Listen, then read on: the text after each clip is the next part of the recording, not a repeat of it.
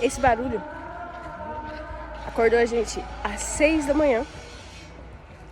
E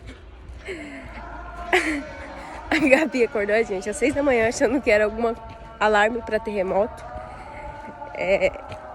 Eu sem saber, ainda falei, né? Pode ser alguma coisa de islamismo, mas ela ficou um pouco ainda preocupada e ligou na recepção e perguntou: que barulho é esse? Que música é essa? Aí falaram que é do islamismo e tal. Eu botei o roupão, né? Fui lá fora. Ela ficou com o roupão, falou pra mim me arrumar, que era perigoso, pode ser terremoto. Mas assim, é um barulho muito estranho, né? Não tô falando nada contra religião nem nada, mas a gente não é acostumada com... E ainda diz que esse barulho toca 5 vezes no dia. Você imagina? É pior que o carro do ovo.